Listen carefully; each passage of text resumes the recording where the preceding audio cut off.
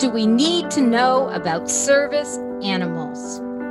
Hi, thanks for tuning in to this equity video.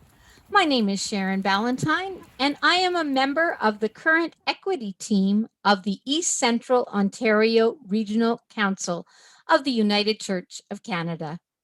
It is April 2021, and I am here to speak to you about service animals. Perhaps you have someone who attends your community of faith who uses a service animal. Please talk to each individual handler about their expectations for do's and don'ts, how you should engage or not engage. Service animals may be supporting a human partner for vision, hearing, special skills for mobility, autism, diabetes, epilepsy, the seizure alert, post-traumatic stress, emotional support. Many dogs become working dogs supporting a team as special canine units who might be trained to sniff out drugs, locate missing people, detect special substances for which they have been especially trained. These sorts of animals have specialized careers in the helping professions, such as police and firefighters. Though not service animals, there are a growing number of trained therapy dogs who receive training. They are a pet, but they accompany their owner to special visits, such as hospitals and long-term care facilities. Therapy animals are not service animals. It is not always self-evident why a person needs a service animal. The handler can choose to share that information, but does not have to do so. The service animal may not appear to be working to the passerby. Comments that appear to be questioning or appear to be challenging the person's need for a service animal can be experienced as judgmental and hurtful. A partnership that is very new, that is, the team has recently graduated, will be different from a more seasoned team that has been together for a number of years. It is important to not judge or compare a new dog to a prior one. It is appropriate to offer some assistance if you sense there could be a need for additional help.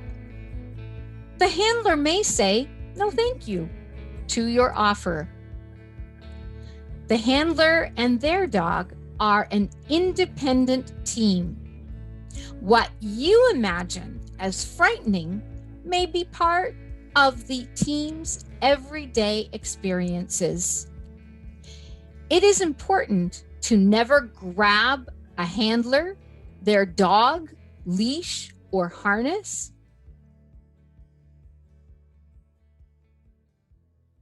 Historically, the service animal has been a medium to large-sized dog, often a German Shepherd, Labrador Retriever, or Golden Retriever. With people having more allergy concerns, other breeds such as poodles and even boxers and Dobermans are considered more hypoallergenic. People who do not rely on dogs to provide visual guidance may be using smaller dogs, such as the hearing ear dog or the seizure alert or diabetic alert dog.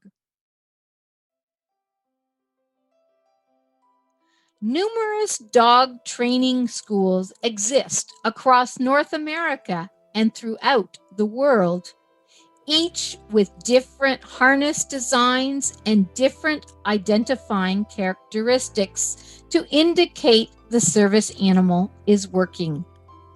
Some dogs may wear little jackets or vests to signify the school they graduated from or the role they serve as a service animal.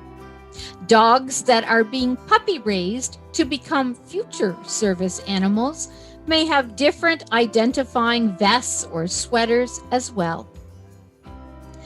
Dogs in training have different expectations and identifiers from a dog that has completed its training and graduated after being matched with a partner and trained with that individual. Though the dog is the most widely recognized, in unique situations, there may be different kinds of animals that provide a service. For example, some visually impaired people train with a guide miniature horse, which is appropriate for their circumstances. Horses live into their 20s and 30s, meaning a long working relationship potential for the handler and their guide. Dogs that guide the blind have often been given the generic title of a seeing eye dog. Unless the dog has graduated from the seeing eye school, it is not a seeing eye dog.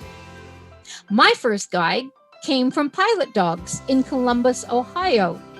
She was not a seeing eye dog. My subsequent dog guides have all graduated with me from the Seeing Eye in Morristown, New Jersey, and are Seeing Eye dogs.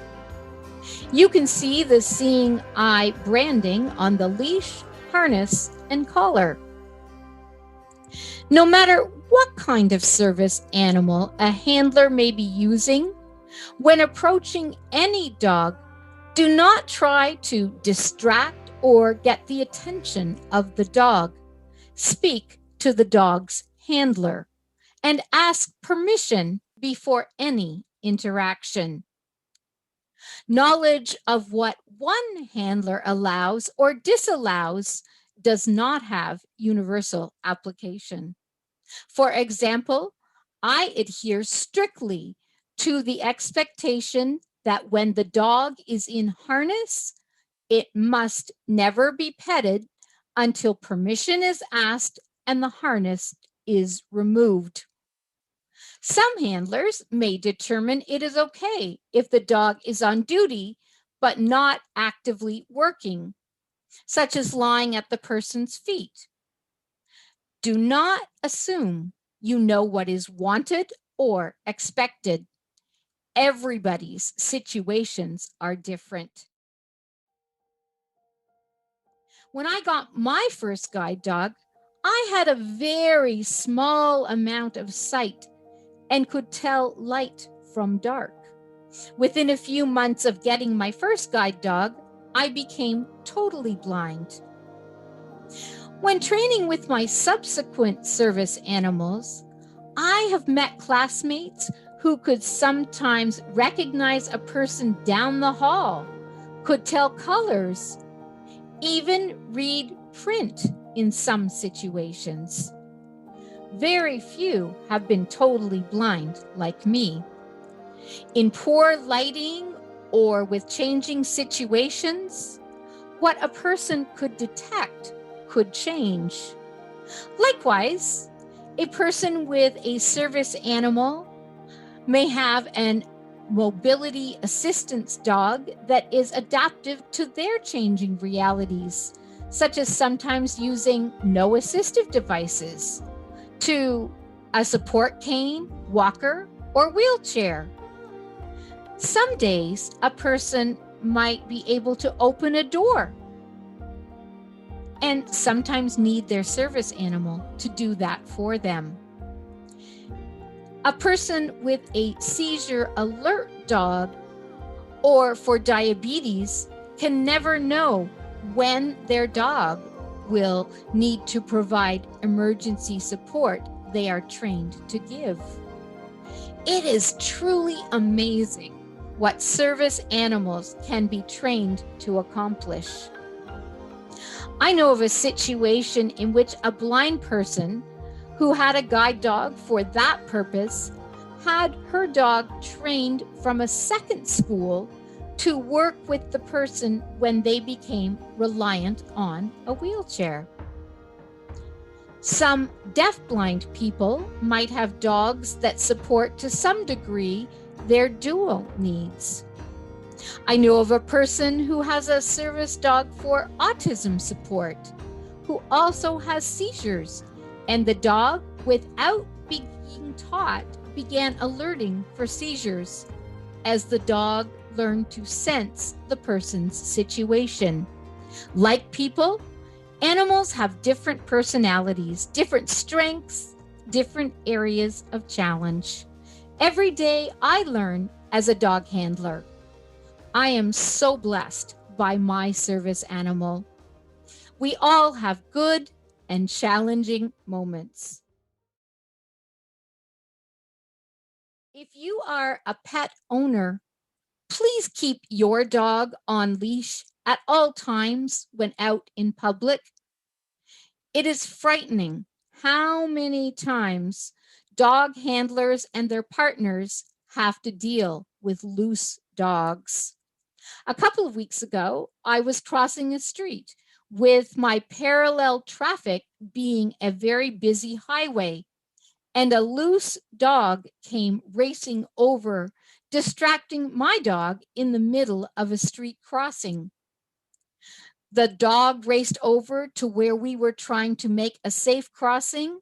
The owner had removed their dog's leash and was standing in the side street talking on her cell phone.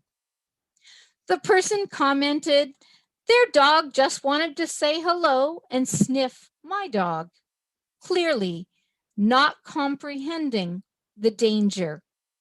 If my dog had veered us to the left or into the oncoming highway traffic. We got across the street, but those sorts of incidents are dangerous. That person and their loose dog meant no harm, but we all know how fast accidents can happen. We won't get into aggressive dogs in this video. Let's just say those situations are terrifying. Each of us is responsible for controlling our dogs at all times. Videos can offer insights into learning about people who use service animals and for what purposes. These can range from short clips to very detailed focus and learning. Invite a guest speaker who uses a service animal to share with your community of faith. If you would like to learn more about equity, please contact the equity team of East Central Ontario Regional Council through the communications officer or staff representative for ECOR.